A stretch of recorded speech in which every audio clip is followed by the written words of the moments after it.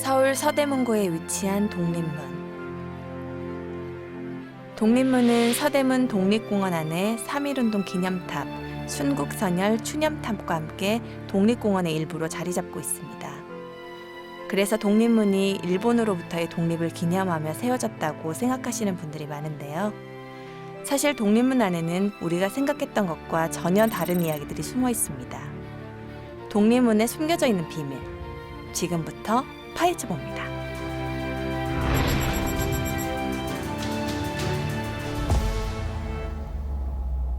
저기 저 뒤에 독립문이라고 쓰여진 헌판 보이시죠? 혹시 저 글씨를 누가 썼는지 아시나요? 일본의 국권을 팔아넘긴 친일파 이완용의 필체라는 주장이 일고 있습니다. 독립운동의 상징적인 건물로 여겨진 독립문의 현판을 도대체 어떻게 친일파 이완용이 쓰게 되었을까요? 독립문을 건설하는 데 앞장섰던 독립협회라는 단체는 도대체 어떤 단체였을까요? 독립문은 독립문의 건립을 주도했던 독립협회가 근대화와 서구화의 의지를 표명하기 위해 세웠습니다. 독립문은 일정한 크기로 돌을 잘라 쌓은 석축문으로 외형은 서구적 조형물의 형식을 띠고 있지만 만드는 방식에 있어서는 숭례문과 같이 돌을 엇물려서 쌓아 올리는 전통적인 방식으로 만들어졌습니다. 전통적인 것과 서구적인 것이 접목된 아주 독특한 조형물이라고 할 수 있습니다.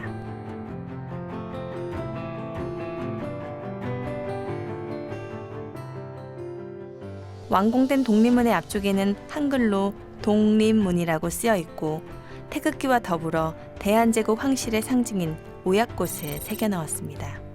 이것이 갖게 되는 가장 중요한 의미는 사실 1897년에 대한제국의 출범으로 가는 아주 상징적인 건축물이라는 점입니다. 고종이 악원에 계시면서 독립문을 지으면서 자주국으로서 세계 만방에 고하고 여기서 실천적인 의미로 대한제국을 출범시키는 거죠. 바로 그 과정에서의 역사적 중요성을 우리가 충분히 인식할 필요가 있습니다.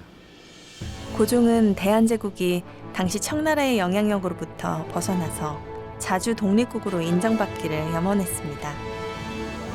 대한제국이 독립국가임을 널리 알릴 수 있도록 많은 노력을 기울여야 할 것이다. 독립협회가 만든 독립신문은 우리나라 최초의 순한글 신문입니다. 독립신문은 독립문 건설을 추진하면서 대대적인 성금 모금 운동을 펼쳤습니다. 독립신문은 모금자의 이름과 사연, 기부액 수를 일일이 게재했는데요. 소학교 학생과 시장 상인, 심지어는 군인과 기생까지 성금 대열에 합류를 할 정도로 전 국민적인 열기가 대단했습니다. 열강들의 침략 가운데 국권이 위태로웠던 시절, 대한제국의 독립을 향한 백성들의 열망이 어느 정도였는지 읽을 수 있는데요.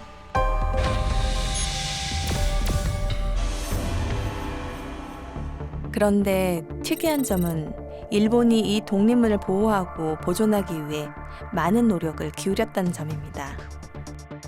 일본은 지금으로 치면 4억 원이 넘는 당시 4,100원이라는 거액을 들여 대대적인 독립문 보수공사에 나섭니다. 한술 더 떠 1935년 8월, 일본은 독립문을 고적 제58호로 지정하기까지 했습니다. 그렇다면 일본은 왜 조선의 독립을 상징하는 독립문을 문화재로 지정하고 거액을 들여서 보수하려고 했을까요? 조선이 청으로부터 독립하고자 세운 기념비인데 우리에게도 좋은 일 아니겠습니까? 우리가 청일전쟁까지 하면서 조선을 차지하기 위해 얼마나 노력을 많이 했는데요. 그러니까 독립문은 일본으로부터의 독립이 아니라 다시 청나라로부터의 독립을 표방하기 위한 것이었습니다.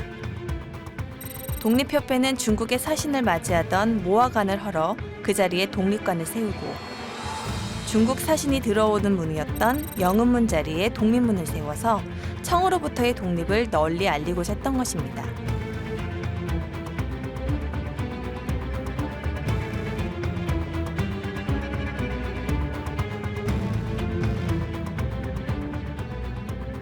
그러니까 독립문은 청나라로부터의 독립을 상징하는 표성물이었고 일제는 이 독립문을 자신들의 세력을 더욱 강화시키는 수단으로 생각했던 것입니다. 이후 독립협회 인사들 중 상당수가 친일파로 변모한 점을 생각한다면 일제가 독립문을 조선의 식민지화를 위한 홍보 기념물 정도로 생각했을 가능성이 높습니다. 그렇다면 독립문에서 독립의 의지를 높이 표상하는 현판, 이 현판의 글씨는 누가 쓴 것일까요?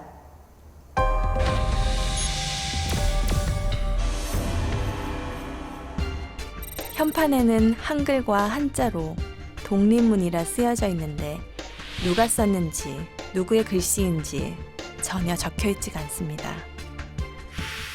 1999년 이완용 편정을 발표한 육덕한 작가는 독립문 현판을 이완용이 썼다고 주장했습니다. 이완용은 을사늑약 체결에 앞장선 을사오적 중 한 명으로서 국권을 팔아넘긴 매국노인데요. 독립문 건립 당시 이완용은 독립협회의 창립위원장으로서 협회에 주도적으로 관여하고 있었으며 최고 상금액인 100원을 기부했을 정도로 독립문 건립에 지대한 관심을 쏟았습니다. 게다가 당시 제일 가는 명필가였던 그가 현판을 썼다는 주장이 나온 겁니다. 동아일보 기사에도 독립문이란 세 글자는 이완용이 쓴 것이다 라는 글이 실렸는데요. 하지만 또 다른 주장도 있습니다. 독립문 현판을 독립협회 다른 회원인 김가진이 썼다는 건데요. 김가진은 이완용과 같이 독립협회 활동을 했지만 이후 대한민국 임시정부 고문으로도 활약한 독립운동가입니다. 김가진의 손자 김자동 대한민국 임시정부 기념사업회 회장은 할아버지의 필체와 비슷하다며 김가진이 독립문 현판을 썼다고 주장하고 있습니다. 금만문하고 독립문의 문자하고 이게 체가 한 사람이 썼다는 건 누구나 봐도 알 수 있을 정도로 이게 문자보다 얼마나 글씨가 체가 똑같아요. 이 독립문의 독자는 이게 돌아간 거나 말맞아 돌아간 거나 희우자 돌아간 거나 이게 다 비슷하게 둥글거든요. 둥글. 이거 다 지금 있어요. 지금 다 걸려 있어요. 그런데 이완용의 글씨는요. 이게 목 하나 있습니다. 이런 데가 목 하나 있어요. 달라요, 체가. 하지만 문서나 다른 증거가 없어 누구의 글씨인지 그 답은 아직 풀리지 않은 수수께끼로 남아 있습니다. 그렇다면 청으로부터의 독립을 상징하며 세워졌던 독립문이 어떻게 해서 일본으로부터의 독립을 상징하게 되었을까요?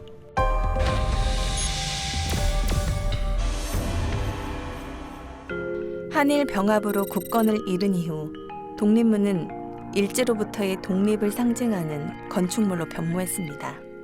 미국 하와이 동포들이 발행했던 신안민보는 경술국치를 기억하자는 사파에 독립문을 그려넣었습니다.